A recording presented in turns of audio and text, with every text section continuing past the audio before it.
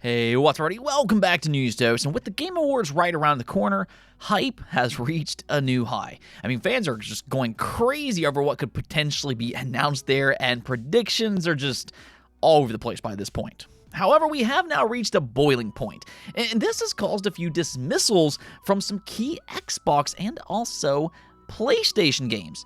So I think we should discuss that today before these high expectations cause inevitable disappointment. Now, speaking of disappointment, there's also been a lot of discussion over Nintendo's latest launch being Metroid Prime 4, and I mean, early reactions has been interesting, to say the least. First, though, I do want to thank my supporters on Patreon and on YouTube memberships. Thank you just so much for what you do, and you will receive this video through early access. Let's go get right into things, though, starting off with a bit of a surprise, being a brand new Banjo Kazooie game, but before you lose your socks, there's a couple of asterisks to this news. For starters, this is an exclusive to the PlayStation 5. Yeah, I'm sure some people are going to side-eye that comment a little bit, but what's happening here is that somebody made a promising fan-made level for Banjo Kazooie by utilizing Dreams, PlayStation's first-party game from last generation. Now, that game didn't necessarily sell all that well, but as you can see here, its creation tools continues to be very, very impressive. More or less, this person by the name of Ufolace created a reimagining of the iconic Treasure Trove Cove with more collectibles and a bunch of new mechanics. It will launch tomorrow on December 3rd via Dreams. Yeah, so if you're interested, you're not going to have to wait very long, though this will be a short experience that consists of just a couple of hours. But the way I view this is that it's 2 more hours than Xbox and Rare have given us in more than a decade, which is absolutely crazy to think about. I mean, that's kind of my thing about all this. I don't know if I should be encouraged that fans are still creating Banjo-Kazooie content all of these years later, or if I should be discouraged that fans are doing more to keep Banjo-Kazooie alive than, well, Microsoft themselves, despite their mega acquisition back in the early 2000s. Either which way, though, if you have Dreams and if you like Banjo-Kazooie, then definitely go check out Banjo-Kazooie Mumbo Mania tomorrow when it launches. Now, unfortunately, it sounds like Yacht Club Games are in a bit of a tough situation. They're currently claiming that Mina the Hollower could be a make-it-or-break-it game for the studio. And honestly, when I first heard this news, it kind of took me by surprise. Or at least until I really started to think about it, because even though Yacht Club Games is one of the more popular independent studios around because of their work on Shovel Knight, they, however, haven't released a brand new game since 2014. Now, they have since published a few games like Cyber Shadow as one such example, and that might have helped get them by, but in terms of internally developed games, Shovel Knight and its DLC is really all they have under their belt in 11 long years, and that doesn't really come off as sustainable for most studios.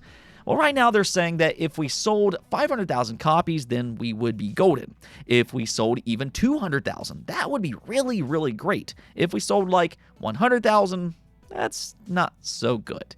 And if anything else, I'd say the silver lining here is that I think their goals are actually very achievable. Not only because of their reputation, but also because Mina the Hollower actually looks like one of the most promising indie games for 2026.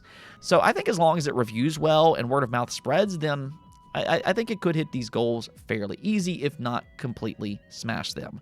However, because their main focus has shifted over to Mina the Hollower and its success, they have had to take resources away from their 3D Shovel Knight game that's also in development.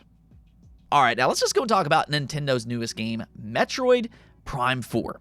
Now, obviously, it's been a very, very long wait for us Metroid fans. I mean, we're literally talking about an 18-year gap between Metroid Prime 3 and Metroid Prime 4, which is absolutely crazy to think about.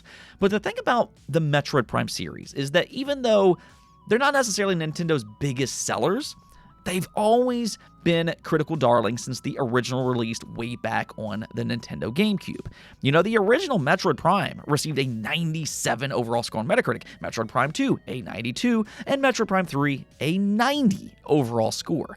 And I point that out because the expectation for Metroid Prime 4 could not be any higher.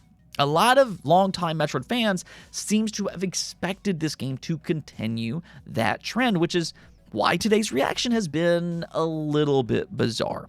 See, the thing is that reviews have been rolling out, and for the first time ever, a mainline Metroid Prime title failed to hit that coveted 90 overall score that the series has been so well known for. Instead, it's actually 9 points below that. As of this recording, it currently has an 81 overall score with a total of 73 reviews. Now, it could still move up or down by a few points, but I mean, I think it's pretty safe to say that a 90 overall score is officially out of reach for Metroid Prime 4. And the reaction to that has been, let's just say, interesting. Now, all of a sudden, people are acting like an 81 is just a terrible score, which objectively is just not true. 81 is actually a fairly good score, all things considered. But at the same time, it does highlight some problems. Critics do have more complaints for Metroid Prime 4 than they have for the previous 3 entries. Reviewers have praised it for its visuals, its atmosphere, and pretty much all the things that we've grown to love about the Metroid Prime series. It's all here in Metroid Prime 4, and when it reaches its peaks, allegedly, it's all-time great gaming. But at the same time, critics have also complained about some of its lows. One is the companions, which has been very controversial leading up to its release. Various different critics has claimed that the chatter from these companions can be a little bit too much at times.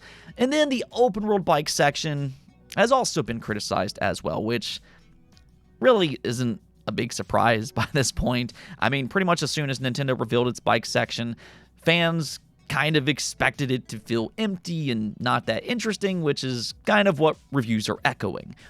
But what I will say is that section is currently being compared to Zelda Ocarina of Time and its Hyrule Field. And I think that's actually a very interesting comparison. I don't know if I necessarily need that in a Metroid game, but at the same time, I don't know if I necessarily hate it. I don't think that it's necessarily going to detract from the overall experience to the point that Metroid fans are going to walk away in complete disarray. And that's really my conclusion from reading and hearing all of these different reviews. Yes, Metroid Prime 4 has some minor gripes that might knock it a few points. Not everybody's going to love the companions. Not everybody's going to love the bike sections. But at the same time, I think most Metroid Prime fans will still really enjoy its overall experience based on what I've heard. Again, 81 is still a really good score.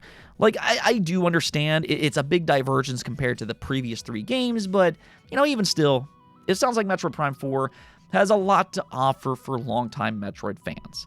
So I'd say, if anything else, I feel like Retro should pay attention to the feedback so they can improve their formula for hopefully an eventual Metroid Prime 4, which is, probably a little crazy for me to even mention that. Who knows? Sadly, it could be another 20 years before we get the next installment. Hopefully not, but that could technically be what happens. So we might as well just go and soak this one in the meantime. Let me know what you all think about the scores, though. Are you still just as hyped for Metroid Prime 4, or has your excitement been deflated somewhat? All right, now one more thing, because the Game Awards hype has reached a new high these past few days, and that's one thing about Jeff Keighley's showcases. The end results don't always tend to be great. They tend to be a little bit average for the most part, but even still, Jeff Keighley absolutely knows how to market his showcases to get that peak viewership. And I have to say, his statue tease has been absolutely brilliant. Everybody seems to be trying to figure out what in the world this statue is teasing. The conversations online are just going crazy. And like I said yesterday, I really have no idea what this could be. I've heard Elden Ring 2, I've heard Half-Life 3, I've heard Baldur's Gate, and the list goes on and on and on and on. But there's 3 games that has consistently popped up. 1 being Diablo, 2 is God of War, and 3 is The Elder Scrolls 6. Now, in terms of marketing, those 3 kind of make sense just because it feels like a spectacle, which, Sony and Microsoft have been known for in the past. They like their spectacles when it comes to their big games. However, it's starting to sound like this is not any of those games. Jason Schreier, which, love him or hate him, is a good source for leaks. There's no doubt about that. And online, he claimed that this is neither Diablo or The Elder Scrolls 6. So just assuming that he's correct, well, it must be something else, but, well, it's probably not God of War related either. As I mentioned yesterday, Cory Barlog, which is the creative director for God of War 2018, claimed that it isn't God of War related. Now, some people have pointed out that he used the acronym GOW in chat, which, I mean, could be a play on Gears of War instead. And I mean, I guess technically that could be true. But regardless, I wouldn't go in with the expectation that this is God of War related. Now, even if it's not The Elder Scrolls, Diablo, or God of War, however, that still doesn't completely rule out that it's not a PlayStation or Xbox related announcement. It could always be something else from them that we're not expecting. But for now, out of the 4 most popular predictions, the only one that remains, and I hate to even say this, but yeah, that's for Half-Life 3.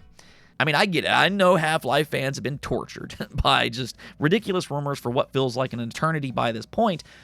But, I mean, I don't know. Could this finally be the year for Half-Life 3? Could Valve finally come out and announce that they learned to count to 3 as a part of their Steam Machine launch? I mean, for me, I'm not going in with that expectation. I mean, like I keep saying, I think fans should have their expectations tempered. But let me know what you all think about this. Now that The Elder Scrolls 6, Diablo 4, and God of War have all been apparently dismissed, what do you think this statue is teasing? Let me hear it in the comments below. Anyways, though, that's going to be it for this episode. But until next time, make sure to subscribe, ring that bell, and peace out.